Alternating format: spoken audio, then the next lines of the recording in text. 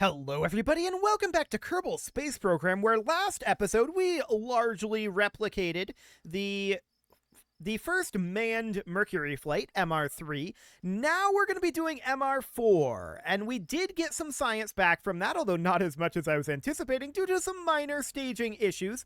But now we have access to launch escape systems. Let's go in and upgrade our Mercury Redstone rocket. So we're going to get that done here. We're going to open up, that's the MR-1. Wonderful. And we're going to modify this to be a little less janky. So we're going to get all of this off of here for now. We can have an actual launch escape tower. I'm going to redo our experiment storage unit situation, I think. We'll see. I would like this to be more of a... not exactly like a payload bay. We don't have the size for that, right? And we don't have the ability to recolor it. I'd like it to be about the right color, which would be, you know, the same as the Mark 1 command pod. For now, it's going to have to be... we know that we need the single drogue chute, right? That's definitely a thing that we need. And we need 2 parachutes. 1 backup and 1 main chute. We're probably just going to fire both. I'm just putting them there for now. We know we're going to need a communications device as well, so we'll put that there as well. For the time being, that seems fine. Now, one thing we could consider doing is just extending this body down a little bit and tossing in a service bay here, like that. Of course, ignore this mess up here. And inside of this is where we would put our science experiments, just so that they would actually come back. That is, I think, a deviation from the Mercury rocket, or rather the Mercury spacecraft. And arguably, I think we could get a service bay in there and make an argument for that. Having looked at this here a bit, I think we could make an argument that the capsule starts here, and then this could be like a service bay. We aren't able to have it taper like that, but something along those lines should be absolutely fine. So that's great. We're going to need our launch escape tower. What is that under? Is that under utility? Yeah. So launch escape system junior appears to be about the right size here. Cool. Now that gets jettisoned partway through the flight. Is there an option to do that in here? Let's just toss this out on the pad. We're going to revert this back. I want to check to see if that has a built-in decouple system. I don't know if it does. We'll find out. Also, out of curiosity, and again, this is going to be reverted. Out of curiosity, does just that have enough power to boost us up? I don't know. We'll see. I mean, obviously, that's not the purpose of the launch escape system. Okay, it does have a decouple option. Activate the engines.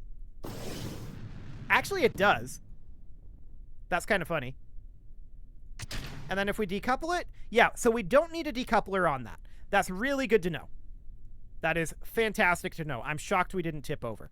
Okay, I also did notice that we had a pretty hefty amount of bend going on over here, so that's something that we might want to address.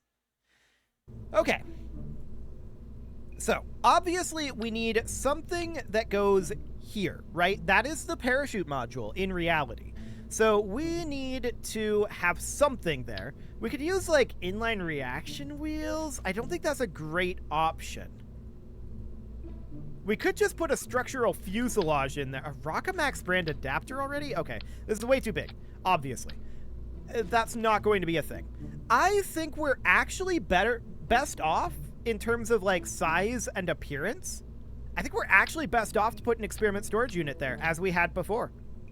I think that's literally our best option at this moment anyway. There will be better options once we have tech later, but we're going to be beyond the Mercury program pretty quickly at that point. So we can just replace this section here, have an actual launch escape tower, and we are putting in a service bay here. I wish we could color it dark. Unfortunately, we cannot. But we'll have a service bay in here. We've got that Pug liquid fuel engine, which is absolutely fine. We should probably have a couple of batteries in here. We don't have any solar panels or anything.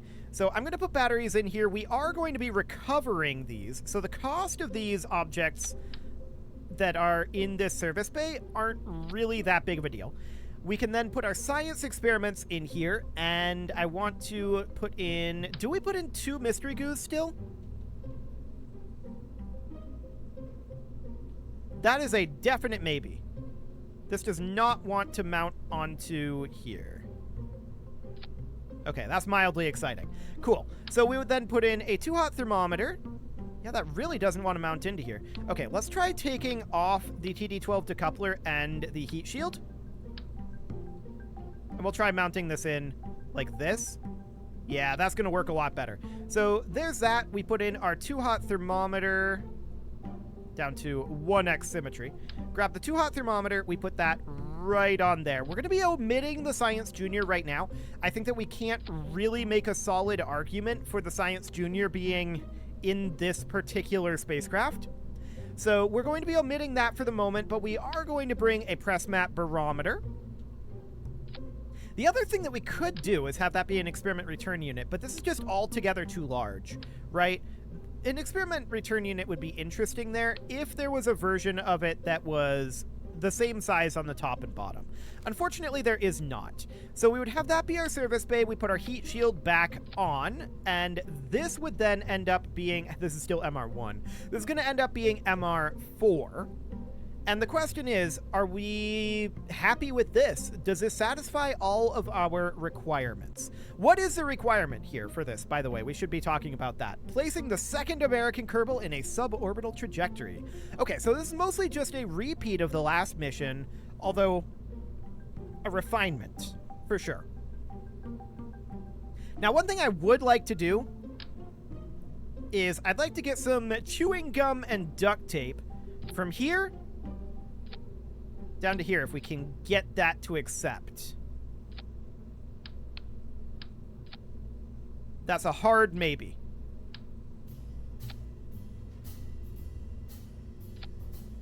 Yeah, it doesn't like that. I really do want to get some struts in here, just because I know that we have some bending issues with this rocket. No doubt about that, but I guess it's fine for now. We can't put the struts in unless we were to put in something a little wacky like modular girder. This is just destroying the entire look of the spacecraft, right? But it would be something like this. Well, it would have to come from the bottom, and it would be something like that. That destroys the look of the spacecraft. I'm not willing to do that. So we're just going to have to deal with some spaghetti, I think. That's going to be interesting. Are we still running Jebediah? Actually, yes, because Valentina is specifically not going to be utilized at this point until Vostok 6, looking at the list here. That is the first female Kerbal in space. Okay, sounds good. So I think we're ready to launch MR-4. This is...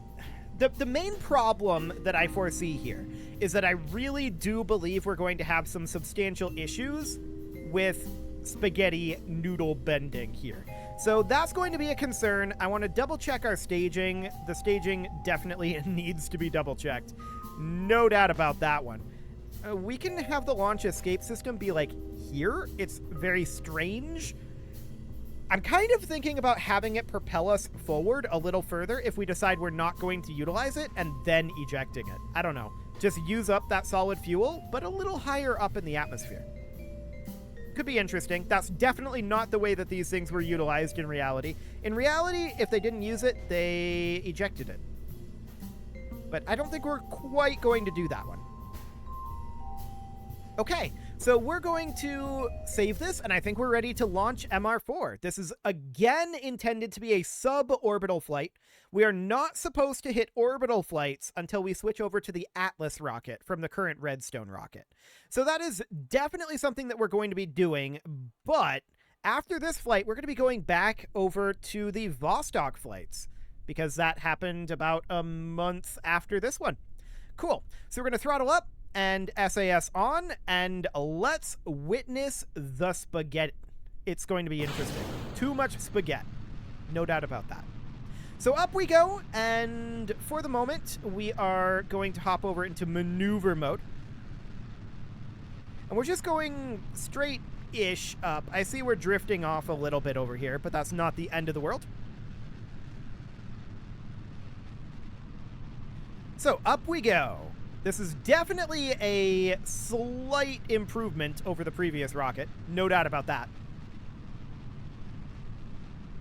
Okay, that's 100 meters per second. Oh, I forgot how stable this thing was. It's honestly a little too stable. Which definitely contributes to this oscillation and bending effect. Yeah, no doubt about that. We could turn down the gimbal limit on our engine down to like 10%. That might help the oscillation. Actually, yeah, that does help it quite a lot. But we're still way too stable here. No doubt about that. So we're just heading on over here. Our apoapsis is rather high right now. I'd like to get us back equatorial here, but I mean, the inclination really doesn't matter for this particular flight. Let's start trying to make our way over to the horizon, and at this point, I want the gimbal limit back up.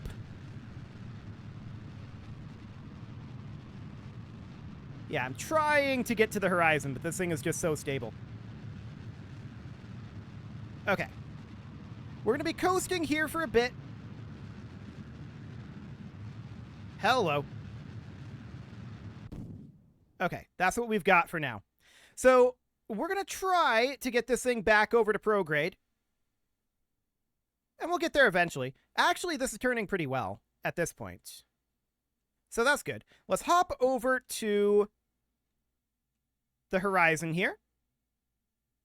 Magnificent. We see we're at an apoapsis of about 80 kilometers, and once we manage to stabilize over at the horizon, I'm actually going to activate the engine on the Launch Escape System Junior just to get that extra little bit of kick here. Beautiful. Now we'll decouple that. And of course, we're done with this entire stage as well. We probably should have just jettisoned this. So we're going to bring this on down. That did not do what I expected it to do. That did what I expected it to do. Okay, we may have slightly impacted our launch escape tower. It's fine. I'm sure it's fine. So we're just going to get what we can in terms of horizontal speed. Again, we don't have enough here to make orbit. We don't expect to. So that's absolutely great. So we're just going to accelerate our speed up quite a bit here. And eventually we'll want to replace this engine with, well, actually the Pug engine is probably about as good as we're going to get in emulating the Retro Pack, I think. What did they call that actually? They called that the Retro Pack. Okay, I got that right. Beautiful. So that's absolutely fine. I think this is probably one of the better emulators for the Retro Pack, unless we get one that's, half size. Which I don't remember if there is a vacuum-optimized engine for that. But that's okay. So we're about to apoapsis here.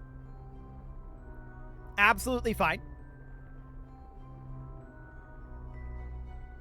Beautiful. This is looking great. 200 meters per second to go. And we're just going to burn out all of our fuel on horizontal speed here. We're not quite going to make orbit, but we know that. This thing is about, 300 meters per second short or so?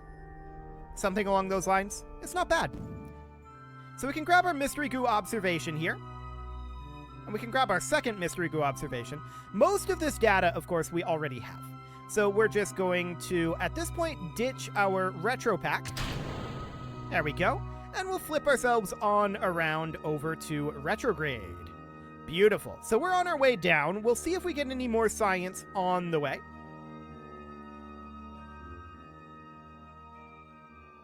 So far, absolutely none. Nothing popping up over here.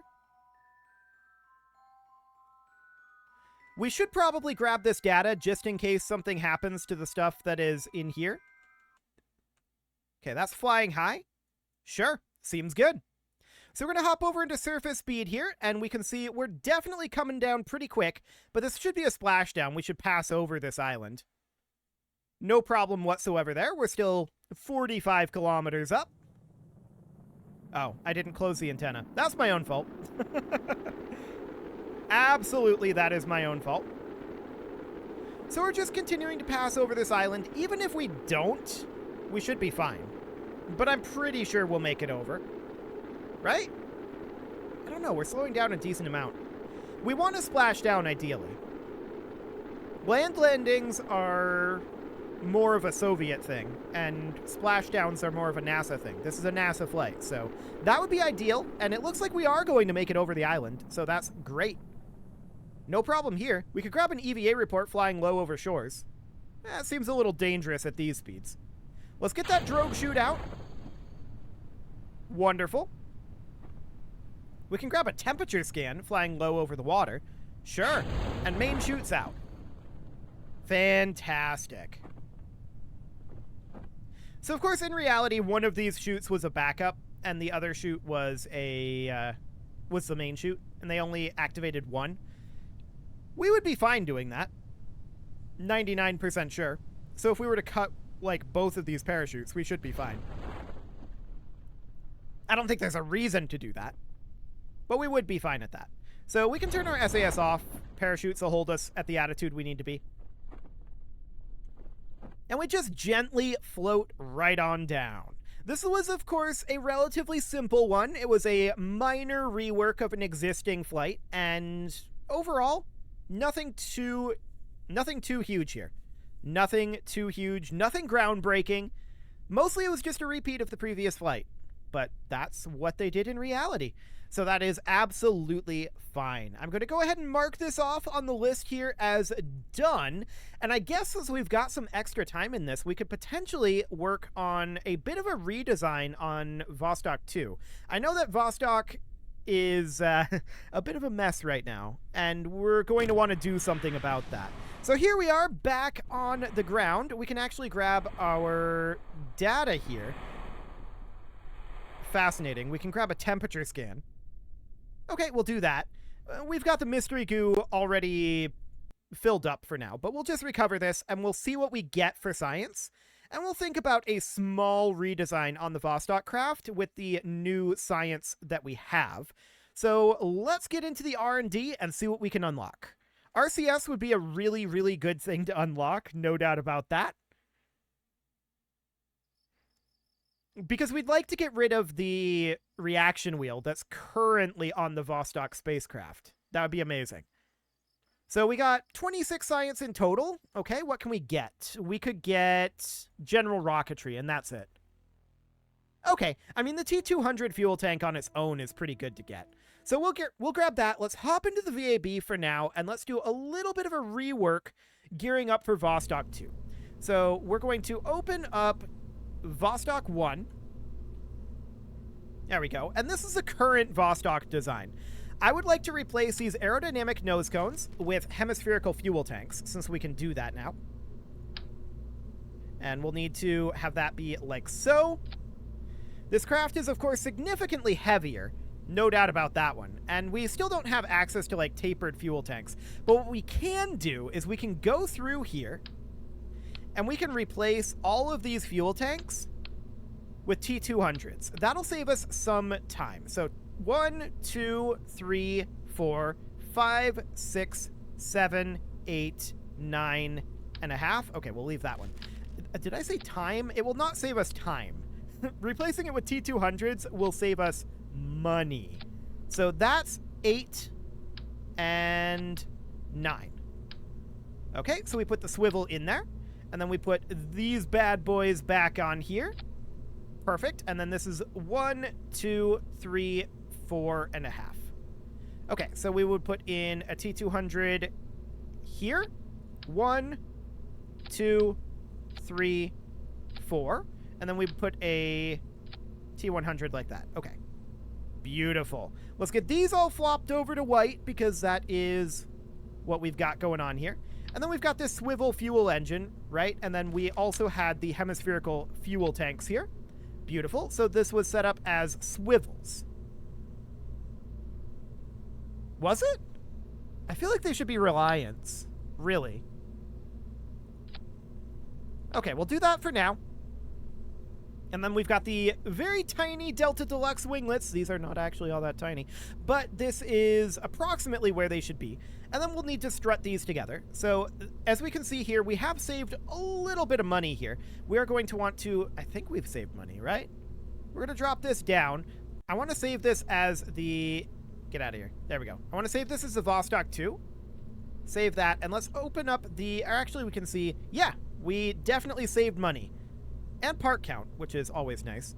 So this is basically the same rocket right now, right? But we have not strutted these back together. So we would definitely want to run a strut here to here. And now, in reality, these guys, like, merged in up over here, right? They tapered in and merged in about here-ish. So we're just going to strut that together there, and then this might wiggle a bit. We do not yet have access to RCS, so unfortunately we can't replace this small inline reaction wheel, but everything else here should be good to go. So at this point, I think we're basically ready to launch our Vostok 2 flight. Do we do that now? I've been doing one flight per episode.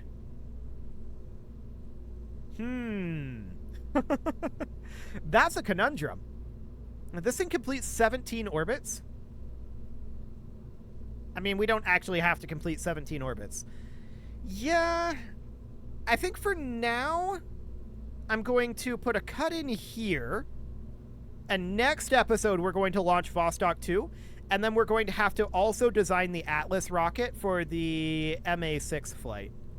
I think that's going to be what's going to end up happening here.